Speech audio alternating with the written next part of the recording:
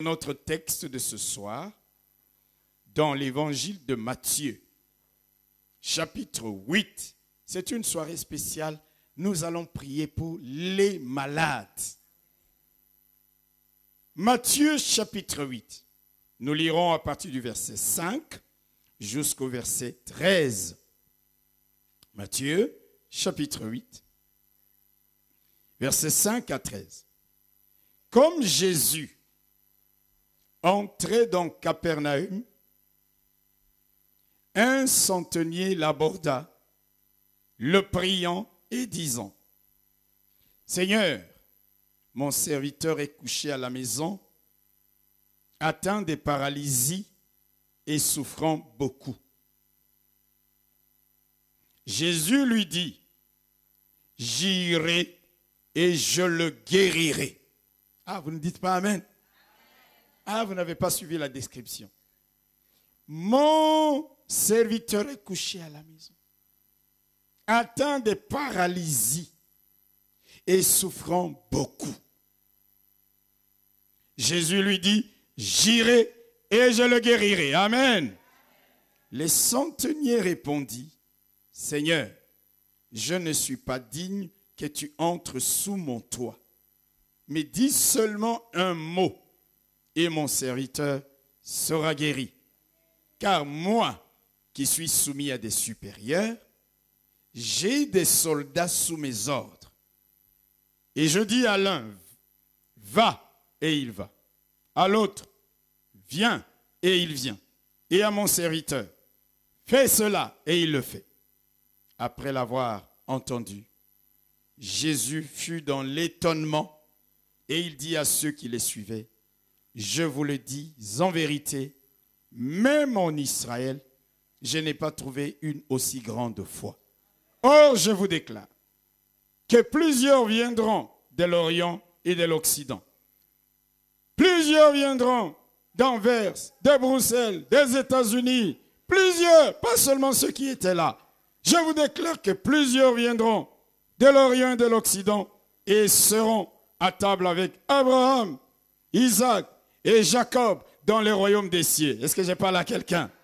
J'aime beaucoup ça. Vous savez pourquoi Jésus a dit ça? Parce que les Juifs croyaient que la guérison n'était qu'une exclusivité réservée qu'aux Juifs de la part de leur Dieu. Mais le centenier n'était pas un Juif. C'était un païen.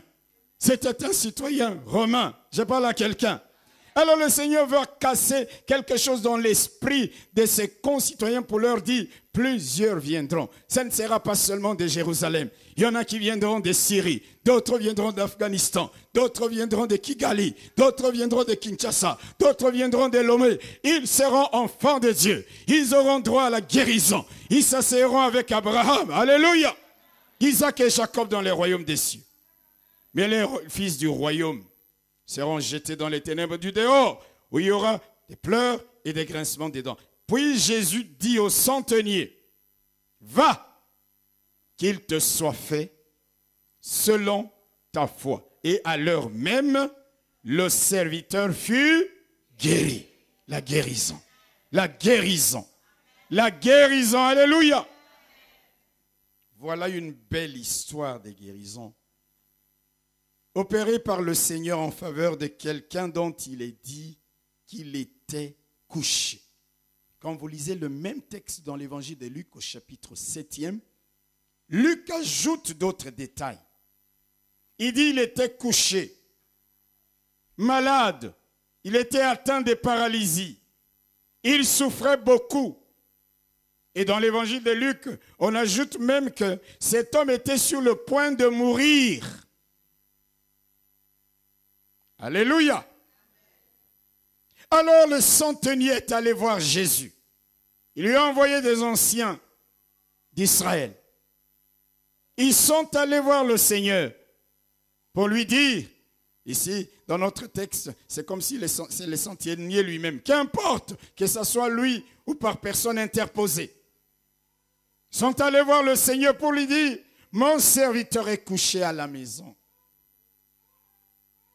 Il est atteint de paralysie. Mes frères et sœurs, Nous sommes en train de parler d'un centenier, c'est-à-dire un officier romain qui commandait une troupe de 100 militaires. Ce n'était pas n'importe qui. C'était un haut gradé. C'était un officier. Et je crois que vous savez que les officiers ont des belles maisons. Les officiers ont une situation sociale plus ou moins bonne. Il est allé voir Jésus. Mon serviteur. Ce que j'aime chez cet homme, c'est le fait qu'il se donne autant de peine pour son serviteur. Je voudrais dire à quelqu'un, même quand tu deviendras plus tard un grand patron, ne néglige pas tes serviteurs. Sois en peine pour tes serviteurs. Vous savez, il y a des gens, quand Dieu les élève, ils deviennent des grands patrons, ils commencent à traiter leurs serviteurs comme des 3 fois rien. J'aime, comment voulez-vous qu'un païen, un citoyen romain comme ça nous donne l'exemple à toi et à moi, qui sommes enfants de Dieu, les jours où Dieu t'élève un tout petit peu, tu commences à trouver tous les autres comme des moins que rien. Tu ne fais aucun cas d'eux. Tu ne t'intéresses pas à leurs conditions, à leur situation. Mes bien-aimés frères et sœurs, Dieu nous élèvera. Dieu t'élèvera. Dieu t'élèvera. Mais je voudrais te dire, même s'il t'élève à n'importe quel niveau, sois en peine pour tes serviteurs. Je crois que vous avez vu à la télévision le patron d'une société Gravity aux États-Unis. Il touchait 1 million d'euros, de dollars par an. Donc ça veut dire à peu près 80 000. 80 000 euros par mois. Mais disons même 98 000 euros, parce que maintenant l'euro et le dollar, c'est à peu près la même chose. Vous savez ce qu'il a fait? Il a renoncé à 90% de son salaire. Le reste de son salaire, il a réparti à tous ses salariés. C'est-à-dire que maintenant, il touche le même salaire que ceux qu'il conduit. Et la société se porte plus que bien. Non, vous n'avez pas dit un bon amen. Si vous étiez dans la société de ce type, vous seriez heureux, non? Il y a très peu de gens qui peuvent faire des choses comme ça. Les centeniers, ils pouvaient se dire, si monsieur meurt, ce n'est pas un problème, je les remplacerai par quelqu'un d'autre. Mais il dit non, je suis en peine pour mon serviteur, je vais aller voir Jésus. Et il est allé voir le Seigneur, alléluia. Et Jésus lui a dit, j'irai et je le guérirai. C'était des paroles sans équivoque, des paroles exprimant clairement la volonté du Seigneur Jésus-Christ de guérir cet homme. Ce n'est pas je vais voir ce que je peux faire. Ce n'est pas je viendrai demain. Il dit je vais venir et je vais le guérir.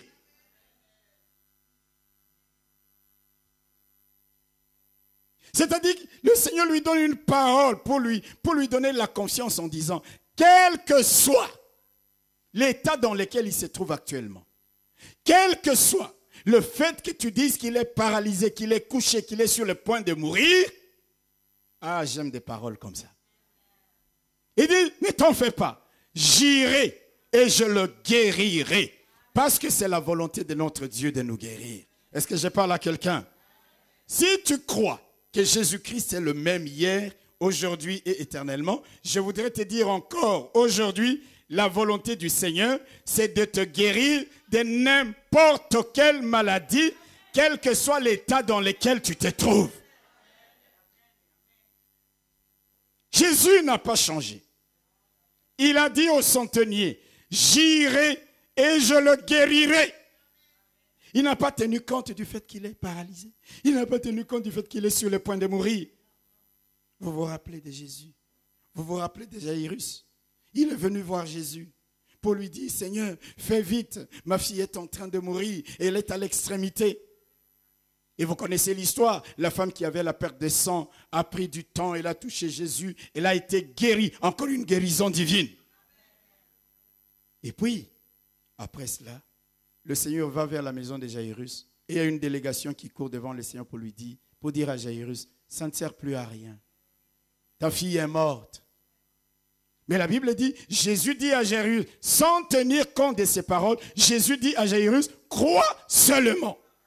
C'est-à-dire notre Dieu veut nous faire comprendre ceci. Quel que soit l'état dans lequel nous nous trouvons, quel que soit le niveau que la maladie a atteint dans notre corps, ou même la mort, alléluia, ou même la mort, alléluia, il dit, j'irai et je le guérirai. C'est ce que nous allons faire ce soir. Si tu es malade dans ces lieux, mais laissez-moi d'abord vous expliquer certaines choses, certaines vérités qui peuvent nous aider à recevoir la guérison divine quand nous sommes malades ou quand nous sommes souffrants. Écoutez-moi bien, je vais aller tout doucement. Quand les enfants d'Israël sont sortis du pays d'Égypte, la première révélation que Dieu leur avait faite, leur avait donnée, vous savez, Dieu s'était révélé à Abraham, etc., etc. Aux enfants d'Israël, quand ils étaient en Égypte, il s'est révélé à eux comme l'Éternel, c'est-à-dire les dieux qui délivrent. Parce qu'à un moment donné, les enfants d'Israël ne voyaient pas comment ils pouvaient sortir d'Égypte. Moïse est allé voir Pharaon et Pharaon avait augmenté la charge du travail des enfants d'Israël. Et les enfants d'Israël sont venus voir Moïse pour lui dire, tu vois le mal que tu nous as fait. Tu es allé parler de nous à ce Pharaon et maintenant la charge a augmenté. Et Dieu vient voir Moïse et dit, ils m'ont connu sous le nom du Tout-Puissant, mais ils ne me connaissent pas encore sous le nom de l'Éternel, c'est-à-dire le Dieu qui délivre. Même si la charge du travail a augmenté, je suis l'Éternel, le Dieu qui va les délivrer. Alléluia. Ça, c'était la première révélation qu'il avait donnée au peuple d'Israël. Je ne parlais pas à Abraham. Et maintenant, ils traversent les eaux de la mer Rouge. Ils sont dans le désert. Et Dieu vient les voir. Nous sommes dans les livres d'Exode. La première révélation après la sortie d'esclavage du pays d'Égypte que Dieu donne à son peuple, il leur dit, je suis l'Éternel qui te guérit. Dieu savait qu'ils allaient traverser des déserts et des déserts. Dieu savait que dans un désert, vous pouvez rencontrer des scorpions mortels, des serpents, toutes sortes de maladies, etc., etc. Alors Dieu vient et il leur dit dans Exode chapitre 15, il dit, je suis l'Éternel qui te guérit. Alléluia. Parce que Dieu n'a pas changé. Mon frère, ma soeur, ce soir, je le répète, Dieu veut te guérir. Et il a le pouvoir de te guérir. Il faut que tu crois à cela, malgré le nom de ta maladie, malgré le temps que cela dure, malgré l'échec des traitements passés, malgré les diagnostics négatifs établis par ton médecin. Il y a quelqu'un qui, sans tenir compte de toutes ces choses, te dit ce soir, je veux te guérir, car je suis l'Éternel qui te guérit. Aucun enfant d'Israël n'est allé voir Dieu pour lui dire, est-ce que tu sais nous guérir? Non, non, non, non, non. C'est Dieu, lisez bien Exode chapitre 15e, qui est venu à eux pour leur dire, ne vous en faites pas, je suis avec vous. Quand vous serez malade, je vous guérirai, car je suis l'Éternel qui vous guérit. Alléluia. Vous savez, ce que je veux d'abord susciter en nous, c'est que tu puisses croire à cette vérité-là. Que Dieu veut te guérir. C'est sa volonté, alléluia. Et que Dieu ne tient pas compte du diagnostic.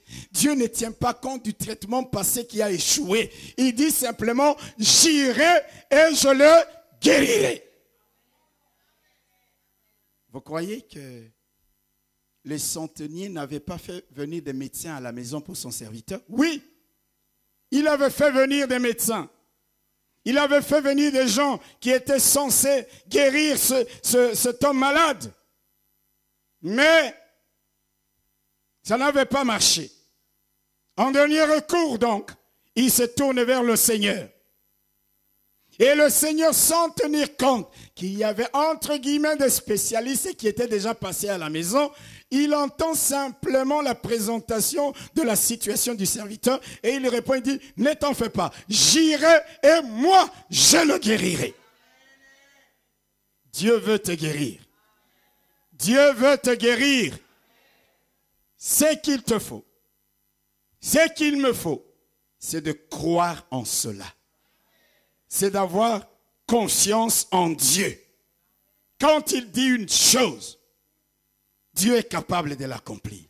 Crois que Dieu veut et Dieu a la capacité de te guérir. Vous savez, mes bien-aimés frères et sœurs, il y a des études scientifiques sérieuses qui ont démontré que lorsqu'un patient, un malade, a confiance en son médecin, quand un patient a confiance à ce que son médecin lui dit, à ce que son médecin lui prescrit, ces patients augmentent ses chances de guérison plus que celui qui n'a pas confiance dans le même médecin. Vous allez voir deux personnes qui ont été traitées par un même médecin. L'un te dit, ce médecin est génial, mais l'autre il te dit, il n'est pas génial. Tout dépend aussi de la relation de confiance qu'ils avaient eue. Quand tu as confiance dans ton médecin, ça veut dire déjà il y a l'élément foi. Ce qu'il te prescrit, ce qu'il te donne comme médicament, tu as confiance en lui, tes chances de guérison augmentent.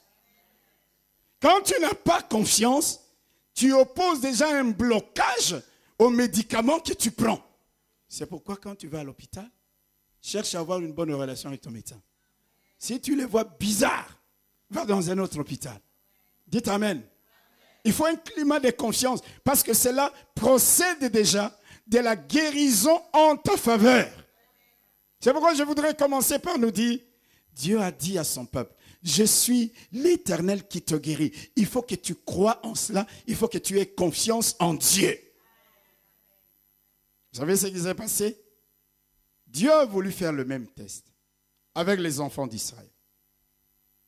La Bible nous dit, quand ils sont arrivés dans un désert, ils ont murmuré. Ils ont dit n'importe quoi. Pourquoi on n'était pas mort en Égypte? Patati patata. Dieu a dit, ah bon? Il a envoyé des serpents brûlants. Et les serpents brûlants commençaient à mordre les gens. Et ces serpents avaient un venin mortel. Moïse court vers Dieu. Parce que les enfants d'Israël faisaient pression. Moïse, il dit, Seigneur, qu'est-ce qu'on doit faire? Dans Nombre 21, on n'a pas besoin de lire. Alléluia. Dieu lui dit, Moïse, va faire un serpent d'airain. Prends un métal, cuivre avec un peu de fer et tout. Tu mélanges, tu fais un serpent d'airain et tu le mets sur une perche. Tu le mets sur un poteau. Tout enfant d'Israël qui sera mordu par les serpents et qui va regarder à ces serpents-là ne va pas mourir. Moïse va vite, vite. Il fait un serpent de rein. Il le met sur un poteau. Alléluia. Ça, le serpent des reins, c'était la prescription du médecin divin. Il fallait avoir confiance dans ce médecin. Est-ce que je parle à quelqu'un? Je vais vous montrer que quand la relation de confiance n'est pas là, tu es déjà en train de bloquer ta guérison. Il faut que tu crois dans les médecins qui te traitent. Il faut que tu aies confiance en lui. Et ce soir, ce n'est pas un homme, mais c'est Dieu. Alléluia. Moïse va faire un serpent d'airain. Tous ceux qui avaient confiance en Dieu, une fois mordu, pic, ils ne discutaient pas. Ils ne philosophaient pas. Ils n'hésitaient pas. Aussi illogique, aussi insensé que cela puisse paraître, ceux qui avaient confiance en Dieu regardaient directement les serpents d'airain. Et tout de suite, ils étaient guéris. Vous savez qu'il y avait des petits malins qui disaient, est-ce que, Moïse, tu connais le venin d'un serpent? Et puis, montre-nous la corrélation, pour parler scientifique. Montre-nous la corrélation entre le fait d'être mordu par un serpent, le fait de regarder un serpent en statue et on est guéri. Il y en a qui lui disaient, allez, cause toujours. Laisse-nous en paix. Et ils s'époumonaient eux-mêmes. Ah oui, quand on est mordu par un serpent, il faut faire un garrot, il faut faire ça. Et eux, ils ne s'intéressaient pas parce qu'ils n'avaient pas confiance en ces histoires-là. Et ils mouraient. Mais ceux qui avaient confiance, sans discuter, sans hésiter, il se tournait, il regardait.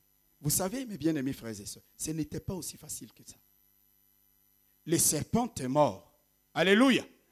Parfois, il y a la plaie. J'ai grandi au village, j'ai vu des amis être mordus par des serpents. Il y a la plaie. Les sangs coulent.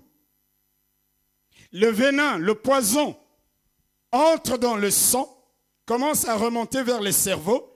Et quand il monte vers le cerveau, il est en train de paralyser l'ensemble de ton corps.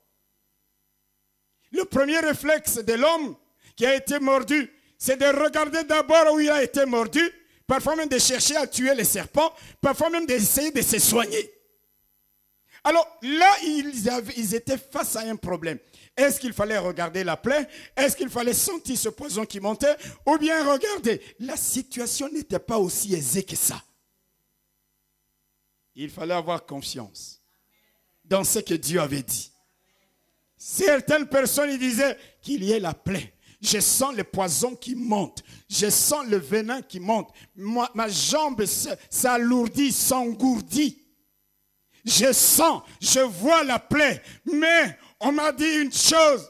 Si tu regardes au serpent de rein, tu seras guéri. Alors, la plaie, le poison, le venin, je sens l'engourdissement, je sens que je m'étourdis, mais je regarde. Et ils étaient guéris parce qu'il a dit, je suis l'Éternel qui te guérit. Comment Dieu faisait-il? Instantanément, la plaie s'est refermée, le poison était neutralisé. Et plus tard, vous savez, le serpent d'airain, quand nous lisons le Nouveau Testament, Jésus dit que ce serpent d'airain, c'était une préfiguration de lui-même. Vous voulez que je vous montre le texte? Regardez avec moi. Dans Jean, au chapitre 3, versets 14 à 15. Jean, évangile de Jean. Chapitre 3, versets 14 à 15. C'est Jésus qui parle.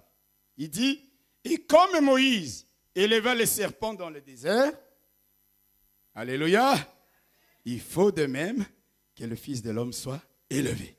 Il se compare au serpent d'airain qui avait été élevé par Moïse dans le désert. Ça veut dire que pour nous aujourd'hui, quand nous sommes malades, vers qui nous tournons nos regards? Je n'ai pas entendu.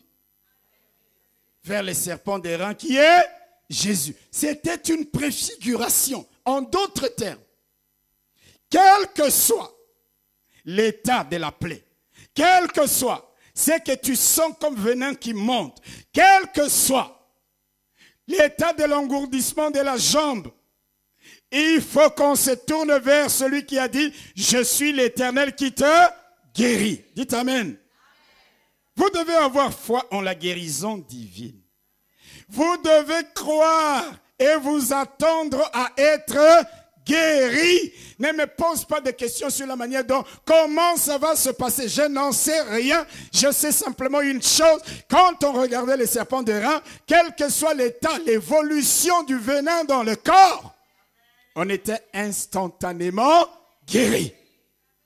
Crois dans la guérison divine. Alléluia. Il faut cesser de regarder quand tu viens vers Dieu pour avoir la guérison. Il faut cesser de regarder à tout ce qui tourne autour de ta maladie. À tout ce que disent les médecins. Les médecins, ils viennent te dire, il ne reste plus que 2 mois. Les médecins, ils viennent te dire, il ne reste plus que 6 mois. Vous allez voir même que parfois, si vous consultez 2 médecins, ils peuvent même avoir des avis différents. Et quand tu es plongé que dans ces choses-là, tu regardes peut-être tes cheveux qui commencent à tomber si tu as le cancer. Quand tu ne regardes qu'à ces choses-là, aux symptômes, aux diagnostics négatifs, tu es comme quelqu'un qui est en train de regarder la plaie dans le désert au lieu de se lever par la foi, de croire en la guérison divine et de se tourner vers le Seigneur. C'est pourquoi, quelle que soit ta maladie, et là, crois dans la guérison divine. Il y a quelqu'un qui a payé le prix pour que tu sois guéri. L'apôtre Pierre dit, lui qui a porté lui-même nos péchés en son corps sur le bois, afin que, morts au péché, nous vivions par la justice, lui, par les meurtrissures duquel nous sommes guéris. L'apôtre Pierre, il dit, il a été meurtri pour que nous soyons guéris. Mes bien-aimés frères et sœurs, je ne suis pas en train de vous dire que la médecine ne guérit pas. La médecine soigne d'ailleurs, mais c'est Dieu qui guérit. Il n'y a que Dieu qui guérit. Les médecins soignent. Hello. Mais je ne suis pas en train de vous dire n'allez pas à l'hôpital. Non, non, non, non. Je dis que lorsqu'il y a des rendez-vous comme ceci, tu viens pour la guérison divine, commence à croire dans la guérison divine. Commence à avoir confiance en Dieu.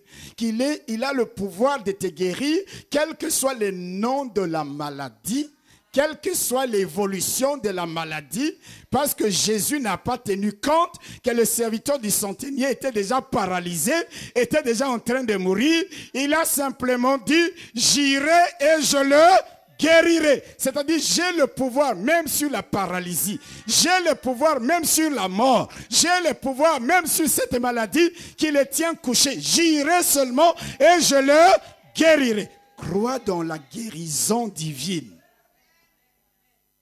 Crois dans la guérison divine. Écoutez-moi bien. Tout au long de cette semaine, la plupart d'entre nous ont vu les gens délivrés, n'est-ce pas? Qui n'a pas vu les gens être libérés des esprits mauvais? Nous avons tous été témoins.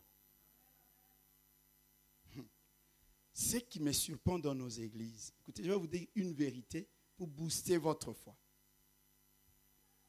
Beaucoup de gens croient que Dieu peut délivrer des démons. Ils ont vu les démons être chassés.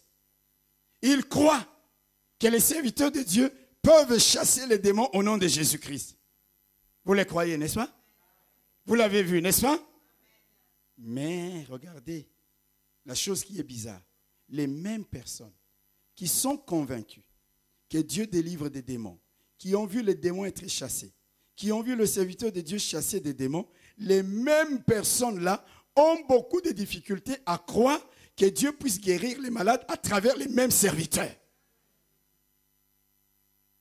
Écoutez-moi bien. Si les démons sont chassés, il n'y a aucune raison que les malades ne soient pas guéris, car Dieu met les œuvres, les esprits impurs et les maladies au même niveau. Je ne sais pas si vous comprenez mon raisonnement. Dieu met le fait de chasser les démons, les mauvais esprits, et la maladie au même niveau. Ce sont les mêmes œuvres. Si on est capable de chasser les démons par l'autorité du nom de Jésus, on est aussi capable de guérir les malades par l'autorité du nom de Jésus. C'est pourquoi il y a des gens qui n'ayant pas compris ces choses. Ils courent à travers le monde entier parce qu'ils ont entendu dire il y a un prophète là-bas. Mais dans ton église, les pasteurs chassent les démons. Tu l'as déjà vu. Comment peux-tu t'imaginer un seul instant qu'ils ne puissent pas être capables de te guérir de la maladie dont tu souffres en invoquant le nom de Jésus et en prononçant l'autorité du nom de Jésus? Si tu as vu les démons partir, je voudrais te donner déjà une garantie que ce qui a fait que les démons partent, ce n'est pas un homme, ce n'est pas l'Esprit du Seigneur. Le même esprit est capable de te guérir ce soir. Dieu met ces choses au même niveau. Je vais vous les prouver. Quand la Bible dit dans Marc au chapitre 16, voici les miracles, voilà, qui accompagneront ceux qui auront cru. N'est-ce pas? Ceux qui auront cru. Alors il dit quoi? En mon nom, ils chasseront les démons. Vous voyez ça? Ils commencent par, ils chasseront.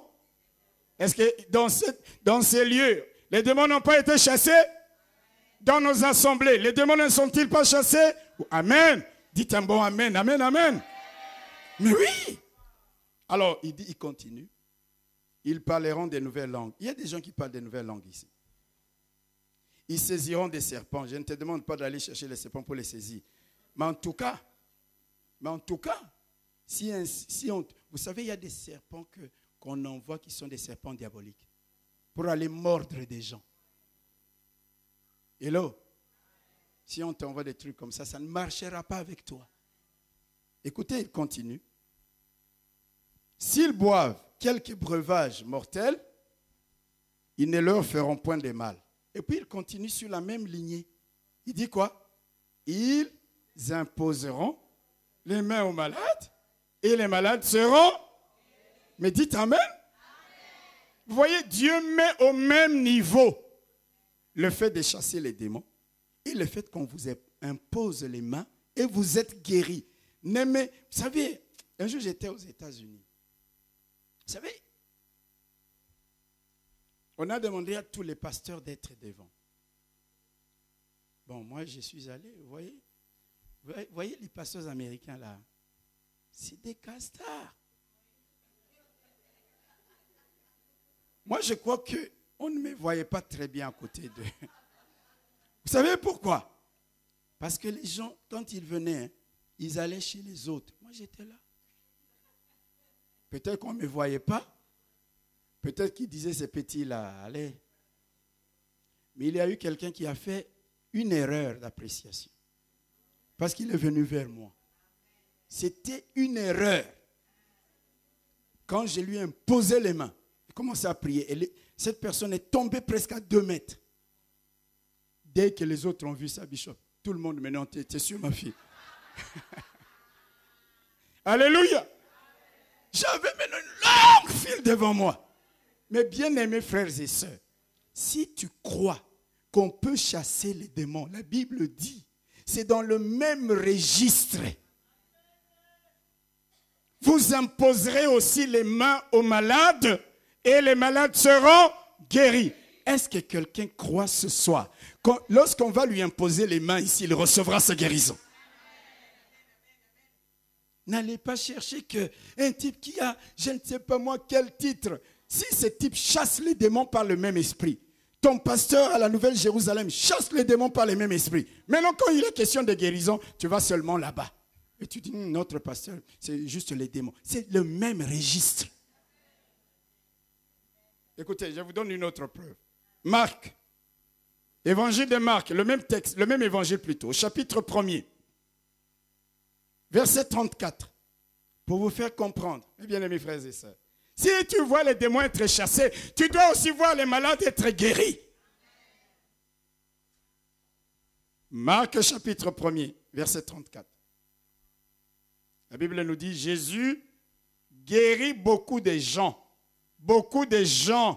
qui avaient diverses maladies. On ne cite pas ces maladies, mais ça veut dire, ce sont même les maladies que parfois nous avons ici. Des gens qui avaient diverses maladies, il chassa aussi beaucoup de démons et il ne permettait pas aux démons de parler parce qu'il les connaissait. Vous voyez, il met le fait de chasser les démons et le fait de guérir des malades au même niveau.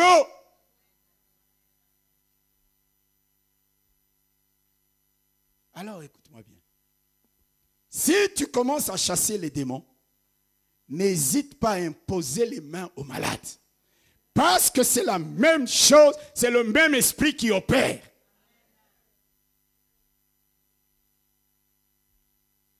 Hello? Jésus apparut afin de détruire les œuvres du diable et la maladie fait partie des œuvres du diable comme le fait de chasser les démons. C'est donc la volonté de Dieu de te guérir.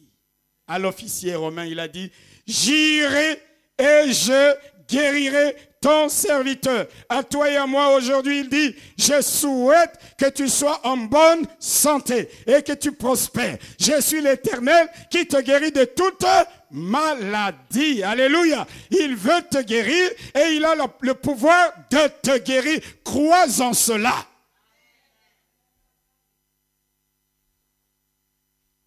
Regardez. Quelqu'un qui a bien lu la Bible, depuis l'Ancien Testament, jusque dans le Nouveau Testament, la Bible ne parle que de guérison, et de guérison, et de guérison, et de guérison. Alléluia. Pourquoi? Parce que Dieu veut que son peuple comprenne qu'il est disposé à le guérir. Quelle que soit la maladie, Vous savez, c'est nous qui mettons des limitations à Dieu. La Bible me dit dans Marc ici, il a guéri les gens de diverses maladies. Pourquoi est-ce que tu vas prendre ta maladie comme étant celle qui est inguérissable par Dieu? Mets ta maladie dans le groupe de diverses maladies que Jésus a déjà guéries. Et commence à croire dans ta guérison aussi. Depuis l'Ancien Testament, Dieu a prouvé à son peuple, pas comme par hasard, mais avec certitude, avec puissance. Sarah était stérile. Rebecca était stérile. N'est-ce pas? Rachel était stérile. Pourtant, Dieu avait dit à Abraham, je multiplierai ta postérité comme les étoiles qui sont sur le bord de la mer, qui sont au ciel. C'est-à-dire quoi? Ce n'est pas qu'Abraham allait avoir autant d'enfants. Abraham allait avoir des enfants à travers les enfants de ses enfants, de ceux qui allaient croître. Mais Sarah était stérile. Et là, Dieu a guéri Sarah de la stérilité. Il a eu qui? Isaac. Isaac va épouser qui? Rebecca. Rebecca est stérile. Dieu va guérir Rebecca de la stérilité. C'est pourquoi, mes bien-aimés frères et sœurs, mes sœurs, cette histoire de stérilité, il faut croire dans la guérison divine. Et puis Dieu bénit Rebecca. Alléluia. Rebecca aura un fils du nom de qui?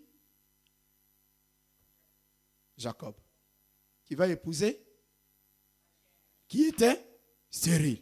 Mais vers la fin de ses jours, Rachel aura un fils qu'on appelle Joseph. Joseph, les 12 tribus, la nation d'Israël.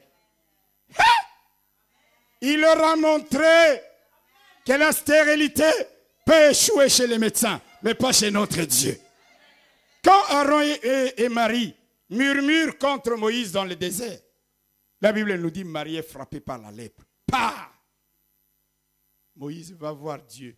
Il dit, Seigneur, c'est ma sœur quand même, c'est ma sœur aînée. Je sais qu'elle a murmuré contre moi. Vous voyez, il y a des malédictions qui frappent les gens parce qu'ils sont tout le temps en train de parler du mal des hommes de Dieu. Et la Bible dit quoi? Dieu va guérir Marie de la lèpre sur la prière de Moïse. Un jour, un roi Jéroboam, il y a un prophète qui prophétise contre l'autel de Bethel. Quand il entend ça, il lève la main, il veut taper l'homme de Dieu. La main bloquée comme ça, paf, et la main devient sèche. Il fait tout, la main est bloquée. Il se tourne vers l'homme de Dieu, il dit, prie pour moi. L'homme de Dieu lui impose les mains, prie pour lui. Boum! La main revient dans son état normal parce que Dieu était intervenu pour le guérir. Tout l'Ancien Testament, Ézéchias, il tombe malade. Il devait mourir de cette maladie-là. Et là, mais il se tourne vers Dieu, il pleure, il pleure, il pleure. Dieu dit, ok, j'ai entendu ta prière. Je vais te guérir. Et pas seulement te guérir, je t'ajoute encore 15 ans de plus à la durée de ta vie. Il est l'Éternel qui te guérit. Il n'a pas changé. Il n'a pas changé. Alléluia. La Bible nous dit que Job a été frappé par le diable d'un ulcère malin depuis la plante des pieds jusqu'à la tête. Il a même cassé une bouteille, pris des tessons, des morceaux de bouteille pour se gratter. Vous savez, il y a des gens qui avaient abandonné Job. Il sentait mauvais. Il puait. Il avait des ulcères partout. Ceux qui savent ce que ça veut dire qu'un ulcère, c'est comme si ta peau était en ébullition. Alléluia. Mais qui l'a guéri? Je suis l'Éternel qui te guérit. Dieu l'a guéri et lui a encore fait quoi? Il lui a donné le double de tout ce qu'il avait possédé. Mon frère, ma soeur, pourquoi quand nous lisons ces choses, Nous croyons que Dieu n'avait agi qu'en faveur de ces gens-là et pas en faveur de ta maladie, de cette maladie qui est en toi. J'ai vu des gens, 38 ans, 18 ans, 12 ans dans la parole de Dieu être guéris. Je voudrais dire à quelqu'un ce soir, je suis l'Éternel. Voici la parole de Dieu. Ainsi parle l'Éternel. Je suis l'Éternel qui te guérit.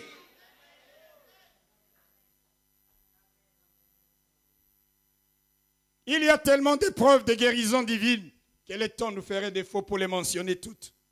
C'est pourquoi, écoutez ce que David dit finalement, quand il écrit les psaumes 107. Écoutez ce que David dit. J'aime beaucoup les paroles de David. Ah, quelqu'un ce soir doit recevoir sa guérison. Non, j'entends pas un bon amen. Si vous voulez rester avec cette maladie, c'est votre problème. Ah, ok.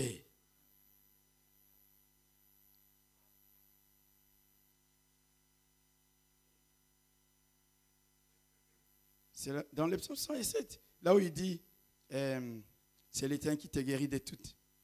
Non, c'est l'Éternel qui te guérit de toutes tes maladies. Hein, mon âme bénit l'Éternel et n'oublie aucun. 103, merci beaucoup. Ah, ok. Voilà. À partir du verset 2, il dit quoi? Mon âme bénit l'Éternel et n'oublie aucun de ses bienfaits. C'est lui qui pardonne toutes tes iniquités, qui guérit quoi?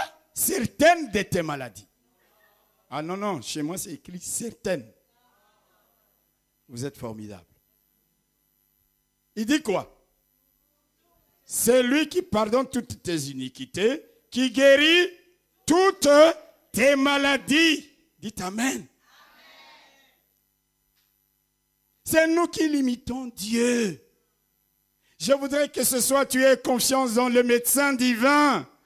Je voudrais que ce soit, vous savez ces jours-là, Jésus il dit à Jairus, j'irai, je le guérirai, je viendrai dans ta maison. Jairus lui dit non, non, non, non, non, non, non.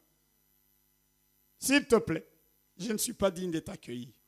Là où tu es, je sais.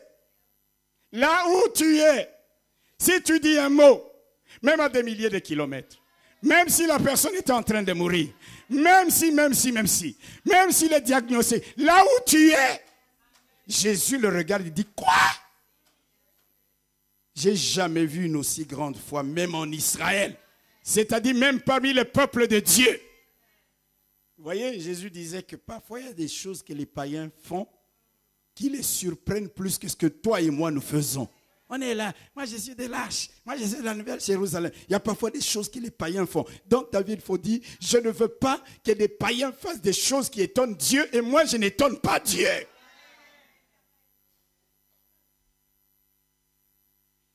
Il dit, j'irai et je le guérirai. Alléluia. Ésaïe, il dira quoi? 53, Ésaïe 53. Je voudrais d'abord installer cette confiance en chacun de nous. Ésaïe chapitre 53, verset 5.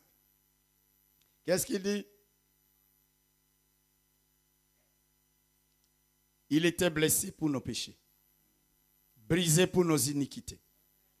Le châtiment qui nous donne la paix est tombé sur lui et c'est par ces meurtrissures que nous sommes guéris. Mon frère, ma soeur, je le répète, crois dans la guérison divine. Elle a toujours fait partie du plan de Dieu dans la restauration et dans les saluts de ses enfants. Ne te soucie pas du type de maladie dont tu souffres. La puissance de l'Esprit de Dieu est agissante, opérante tout autant pour le mal de tête, pour la fièvre, que pour l'arthrose, que pour le diabète, que pour le cancer, que pour les maladies cardiovasculaires, que pour le sida. Il est tout aussi puissant. J'ai vu Jésus guérir les gens qui avaient la fièvre. La belle-mère de Jésus, de Pierre, avait la fièvre. Il avait guéri. J'ai vu Jésus ressusciter les morts. J'ai vu Jésus opérer des grands miracles. Oh, il agit pour ce que nous appelons petite maladie que pour ce que nous appelons grande maladie. Sa puissance ne fait pas de comparaison. La puissance de Dieu est suffisante pour guérir la fièvre. Il dose l'onction pour la fièvre, mais il y a aussi l'onction pour le diabète. Il y a aussi l'onction pour le cancer. Il y a aussi l'onction pour les gens qui sont recourbés. Alléluia! J'étais un jour dans une église ici en Belgique, dans une église d'un pasteur qui m'avait invité. après la prédication, au moment où j'ai fait l'appel, on emmène un homme qui était comme ça, recourbé. Il ne pouvait pas se redresser. Alors on l'amène là devant. Je vais vous dire la vérité. J'ai dit dans moi-même, j'ai dit, Seigneur, ça, ce n'est pas des cas pour moi. Je vous dis la vérité. Et puis l'Esprit de Dieu me dit, mais c'est un cas qui est dans la Bible. Il y avait une femme recourbée. J'ai dit, là je reprends un peu d'assurance. Vous savez, il y a des moments à la chair, l'Esprit de Dieu communique avec vous. Pas simplement à la chair d'ailleurs. Alors je commence à prier avec l'assurance, je prie. Et puis, rien ne se passe. Je fais appel au pasteur de l'église, on prie ensemble, on prie, on transpire et tout. Dans mon cœur, j'ai dit, Seigneur, tu m'as fait la honte. Je prie. Rien. Bon, j'ai dit, ok. Je ne sais pas. Dès que le culte termine, pour qu'on ne cause pas avec moi, j'entre dans ma voiture. Vous savez, vous pouvez traîner un peu quand il y a eu un miracle. Et là, mais il n'y a pas eu de miracle. Tu vas traîner là-bas, pourquoi? Je suis vite là. Parce que tu vas boire un peu de... Non, je suis pressé. J'entre dans la voiture. Je suis venu, je me suis mis au lit. Même mon épouse se disait, qu'est-ce qui lui est arrivé? Je suis allé me coucher vraiment. J'étais mal. Très mal. J'ai dit, Seigneur, j'ai prié avec foi. Seigneur, tu as vu, on était même à 2, on a lu des textes de la Bible, on s'est référé à la femme qui était recoupée. Rien. Vers minuit moins quelque chose, le téléphone sonne. J'entends le téléphone, je prends le téléphone. C'était un membre de la famille de ce monsieur. Alors, elle était en train de crier au téléphone et de me dire, pasteur, pourquoi tu es parti très tôt? Pourquoi tu es parti très tôt? Alléluia. Vous savez ce qui s'était passé ces jours-là? À peine moi j'avais fui. Les messieurs avec sa famille sont rentrés. Les cultes on a terminé. Dès qu'ils sont sortis de l'église, boum, le monsieur a senti une onction dans son corps et il s'est redressé jusqu'à aujourd'hui. Alléluia. Vous savez la leçon que j'avais tirée ce jour-là? Dieu voulait me dire une chose. Ce n'est pas toi qui choisis le moment. Ce n'est pas toi qui choisis le moment. Toi, tu pries, mais moi, je fais le reste. Depuis ce jour-là, alléluia, tu es malade, je prie pour toi. Le reste, c'est l'affaire de Dieu. Mais je connais la fidélité de Dieu. Il a dit, je suis l'Éternel qui te guérit. Alléluia. Alléluia. Alléluia. Donc je voulais vous dire ceci. Ça peut être la fièvre. Ça peut être une maladie cardiaque. C'est exactement la même chose devant notre Dieu. Il est l'Éternel qui te guérit. Alléluia. Écoutez ce que la Bible dit. Je vais doucement, je vais bientôt terminer. Dans Matthieu, au chapitre 4, versets 23 à 24, Jésus parcourait toute la Galilée, enseignant dans les synagogues, prêchant la bonne nouvelle du royaume et guérissant toute maladie et toute infirmité parmi le peuple. Est-ce qu'on dit certaines maladies, toute maladie et toute infirmité parmi le peuple? Sa renommée, alléluia, sa renommée s'est répandue dans toute la Syrie et on lui a amené tous ceux qui souffraient des maladies et des douleurs de divers genres, des démoniaques, des lunatiques, des paralytiques, et il les guérissait.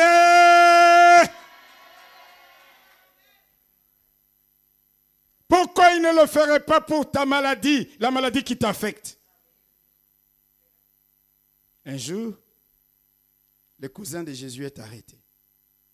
Jean-Baptiste. Il est emprisonné. Jean-Baptiste s'est dit, c'est pas grave. Jésus va intervenir. Jésus va faire quelque chose. Jésus va faire... Et Jésus ne fait rien. Jean-Baptiste, les doutes commencent à envahir son cœur.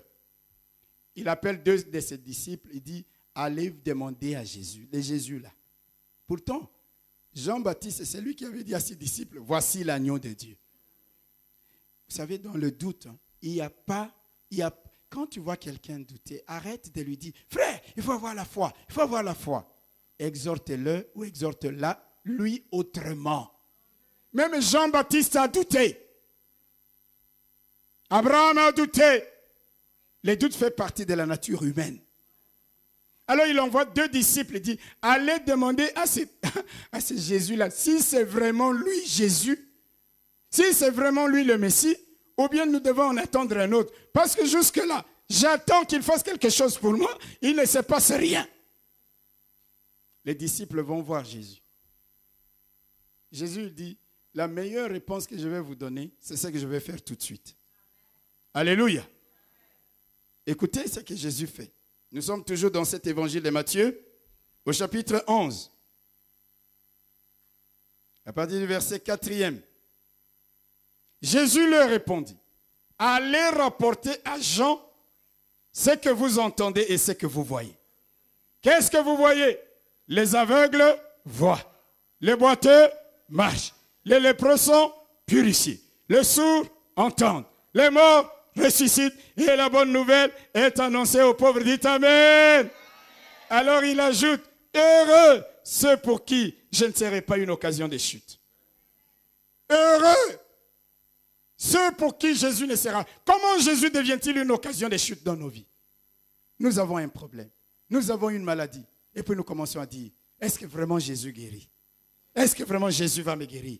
Jésus devient pour toi une occasion de chute. Et pourtant il dit, heureux. C'est-à-dire, même dans les épreuves, même dans les combats, même dans la maladie, vous continuez à croire que Jésus interviendra, qu'il y a une solution de la part de Dieu. Alléluia! Tout le temps, nous faisons de Jésus notre occasion de chute. C'est pourquoi il a dit, heureux ceux pour qui je ne serai pas une occasion de chute. Parce qu'ils s'attendront dans leur esprit que j'agisse de telle manière, mais moi j'aurais agi d'une autre manière. Et ils vont tomber, et ils vont perdre la foi, et ils vont murmurer, et je suis devenu leur occasion de chute. Alors que le plan que j'ai dépasse le plan de ce monde.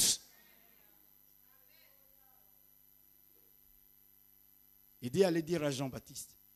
Parce que Jean-Baptiste va comprendre que c'est lui qui fait marcher les boiteux, qui ouvre les yeux des aveugles, qui guérit les lépreux, ça ne peut pas être quelqu'un d'autre que le oint de Dieu. Les disciples sont venus voir Jean-Baptiste, ils lui ont dit, Jean-Baptiste s'est tranquillisé. On lui a coupé la tête, mais il est mort en martyr dans la joie parce que la gloire l'attendait au ciel. Toutes sortes de maladies, dit le Seigneur. Alléluia. Alléluia.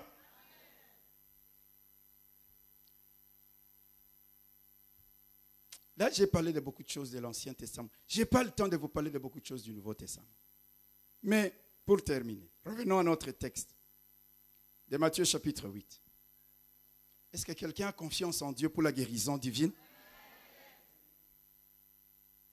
Ça commence par là. Quand tu crois ça, c'est dit tu viendras ici étant convaincu que quelque chose va se passer en toi. Je suis en train de vous faire voir, ce n'est pas le nom de la maladie qui importe. Ce n'est pas la durée qui importe. Ce n'est pas le diagnostic du médecin qui importe. Non, c'est ta confiance en Dieu. C'est-à-dire ta foi en Dieu. Il te sera fait selon ta foi. Si tu crois, tout est possible à celui qui croit. Alléluia. Dans le texte que nous avons lu, Évangile de Matthieu, au chapitre 8, je voudrais revenir un peu pour vous dire ceci. L'officier romain dont il est question dans cette histoire, comme je l'ai dit au début, c'était un non-juif. Vous êtes d'accord avec moi? Tout ce qui n'était pas juif, on les appelait des païens. C'était un païen.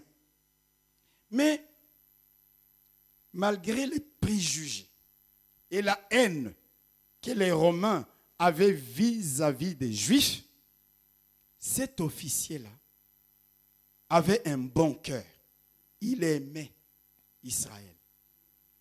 Et il est allé plus loin. Quand vous lisez dans l'évangile de Luc, Luc dit, les gens ont dit à Jésus, il faut faire quelque chose pour cet homme parce qu'il aime notre nation. Et il a même construit une synagogue pour nous, pour que nous allions chercher les vrais dieux, les dieux d'Israël. Mes frères et sœurs, il faut aimer Israël. Dieu a dit, je bénirai celui qui te bénira. Je bénirai celui qui bénira Israël. Je maudirai celui qui maudira Israël. N'entrez pas dans les histoires de la télévision. Vous voyez, Palestiniens, on a tiré ça, on a fait ça. Laissez ces choses aux politiciens. Il faut aimer Israël. Deuxièmement, ils ont dit, il a même construit une synagogue. Vous savez, tout ce qui touche à la maison de Dieu touche le cœur de Dieu.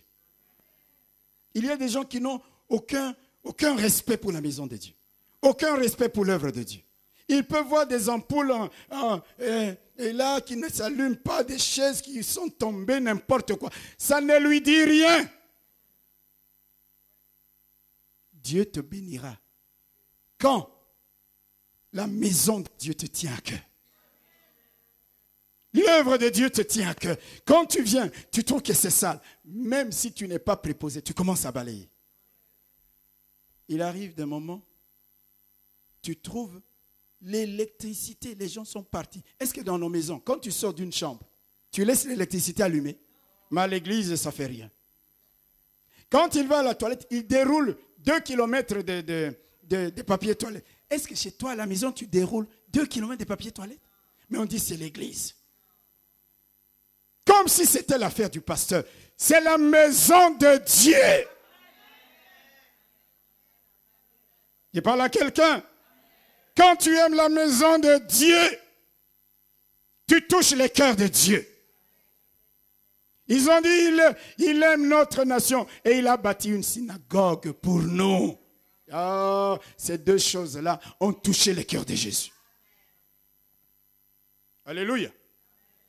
Et pourtant, cet officier n'avait pas grandi dans la connaissance du Dieu d'Israël, non. Il n'avait jamais peut-être connu les miracles que Dieu avait opérés en Égypte pour libérer Israël. Il n'a pas connu les miracles que Dieu avait opérés dans les déserts pour conduire Israël jusque dans la terre promise. Toutes ces choses-là, rien. Mais toi et moi, pourtant, nous les connaissons. Mais lui, la seule chose qu'il avait entendu parler un jour, c'est du pouvoir de guérison de Jésus. Alors il est venu le voir.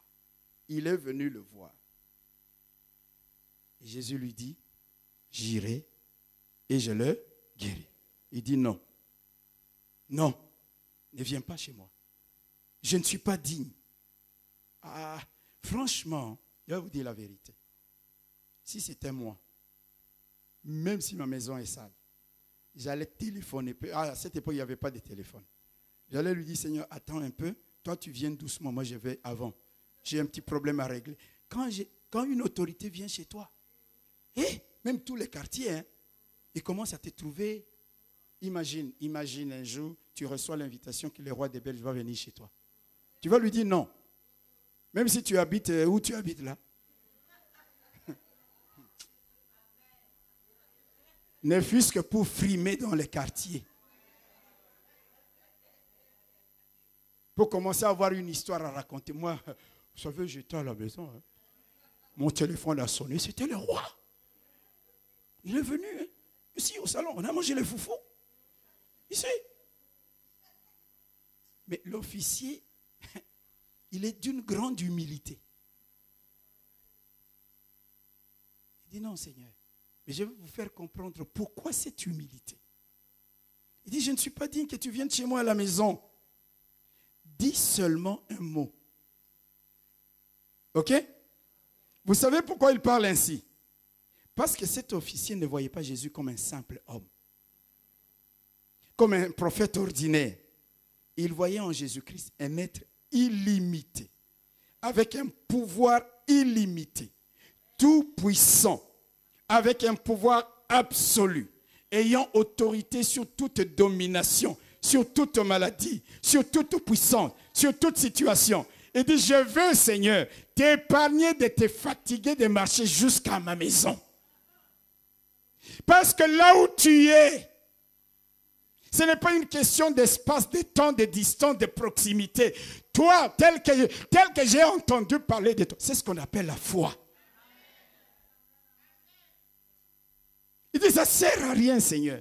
Pourquoi tu vas te donner de la peine? Vraiment de marcher, de transpirer, jusque dans ma maison? Non, non. Là où tu es, dis seulement un mot. Alléluia.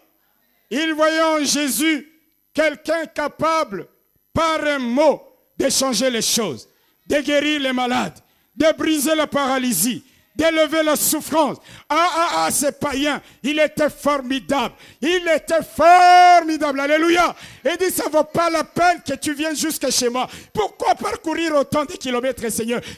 Quelqu'un d'autre doit parcourir. Le médecin de famille doit venir faire l'injection à la maison.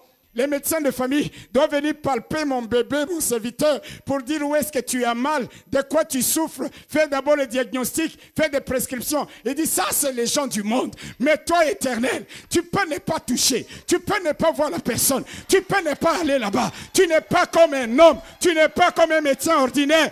Dis seulement un mot.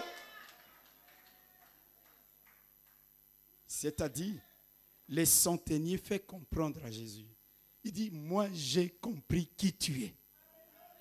Alors Jésus le regarde et dit, waouh,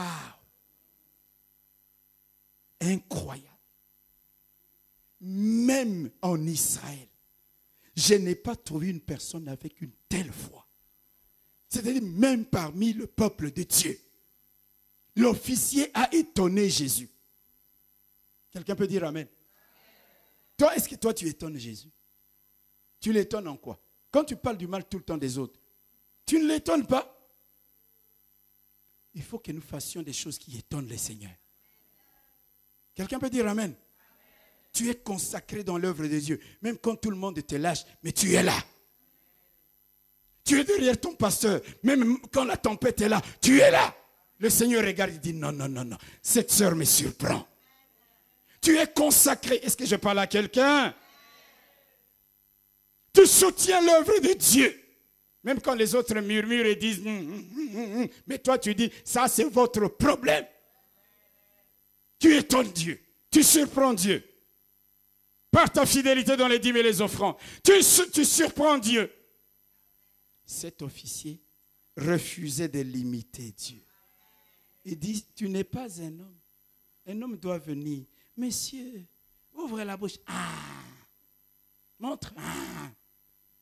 Te palpe là. Où est-ce que tu as mal? Là. Ça, c'est l'homme. Hello.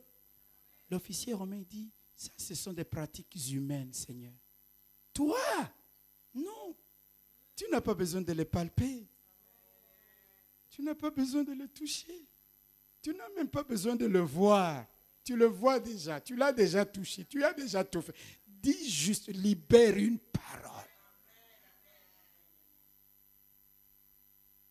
Hello? Hello? Tu sais ce que je t'invite à faire ce soir? Alléluia. C'est que tu aies la révélation de la puissance absolue de Dieu. De l'infinie grandeur de sa puissance. Rien ne s'oppose à lui. Aucune maladie. En son nom, la Bible dit, tout genou fléchit dans les cieux, sur la terre et sous la terre.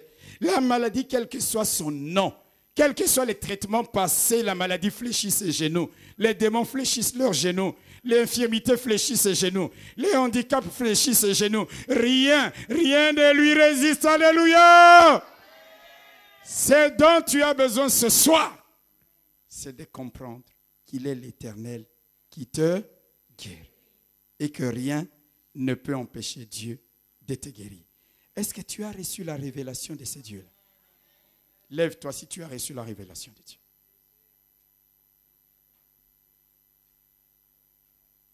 Lève-toi.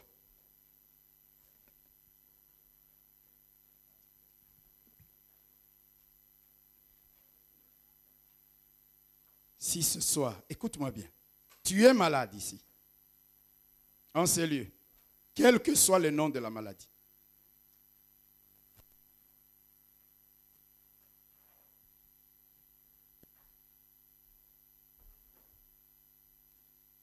quel que soit le nom de la maladie, si tu as compris, qui est celui qui te guérit, tu refuses de le limiter. Alléluia. Parce que tu as compris qui il est. Tu vas simplement t'avancer. Je ne te demande pas le nom de la maladie. Parce que les textes que nous avons lus, on dit toutes les maladies. Quelle que soit l'affection dont tu souffres, avancez-vous. Avancez-vous, vous qui êtes venus pour recevoir votre guérison. Croyez dans la guérison divine. Attendez-vous à la guérison de Dieu. Il est l'Éternel qui te guérit.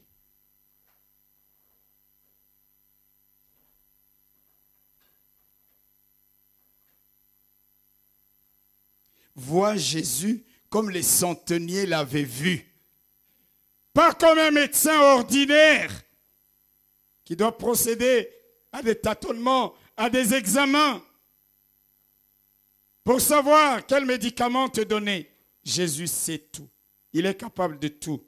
Il est tout puissant. Il est illimité. Il est au-dessus de tout. Alléluia! Et je vais te dire deux choses encore. Quand Jésus a dit à l'officier, va, ton serviteur vit, qu'il te soit fait selon ta foi. La Bible nous dit qu'à l'instant même, son serviteur était guéri à la maison. L'officier avait confiance dans les paroles de Jésus. Vous qui êtes ici devant, ayez confiance dans ce que nous allons faire cet après-midi. La Bible dit, vous imposerez les mains aux malades et les malades seront guéris. Le pasteur Région et moi-même, nous allons vous imposer les mains dans le nom de Jésus, en priant pour vous. Et la Bible dit aussi, quelqu'un est-il malade, qu'il appelle les anciens de l'église, qu'il prie pour lui et qu'il puisse le oindre d'huile au nom du Seigneur. La prière de la foi sauvera les malades, le Seigneur le relèvera et s'il a commis des péchés, ils lui seront pardonnés. Vous qui êtes ici, croyez dans ce que nous allons faire. On va vous imposer les mains et on va vous oindre d'huile en priant pour vous au nom de Jésus. Rappelez-vous que la maladie est une œuvre de Satan et que Jésus apparut afin de détruire les œuvres du diable. Nous ne sommes pas ce soir forcément pour les délivrances. S'il y a délivrance, béni soit le nom du Seigneur.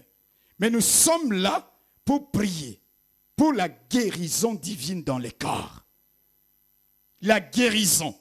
Alors là où tu es, je vais te demander deux choses. La première, que tu mettes ta main, soit sur la tête, soit là où tu es malade, là où tu souffres, là où tu as la peine, là où tu as la douleur. Ça, c'est la première chose. La deuxième chose, que tu te mettes à confesser des paroles de foi, des paroles de confiance en Dieu, des paroles d'assurance quant à la solution à ta maladie. Dis par exemple, ce soir, je suis venu pour recevoir ma guérison. Il est l'Éternel qui me guérit. Il n'y a aucune... Tu commences à prier avec des paroles de foi. Et nous allons venir. Pendant que vous priez, nous allons vous imposer les mains. Nous allons vous oindre d'huile. Je voudrais vous garantir que vous allez recevoir la guérison. Parce que ce n'est pas un homme, parce que ce ne sont pas les hommes qui vont vous imposer les mains. C'est le Seigneur qui t'a dit, j'irai et je le guérirai. Il est ici pour te guérir et te guérir de n'importe quelle maladie. Pendant ce temps, l'équipe de louanges, nous allons célébrer l'Éternel, notre Dieu, par la puissance de son esprit. Et nous allons prier pour vous. Nous allons vous imposer les mains. Vous allez ce soir, je vous dis ce soir, vous recevez votre guérison dans le nom puissant de Jésus-Christ. Vous recevez votre guérison dans le nom de Jésus-Christ.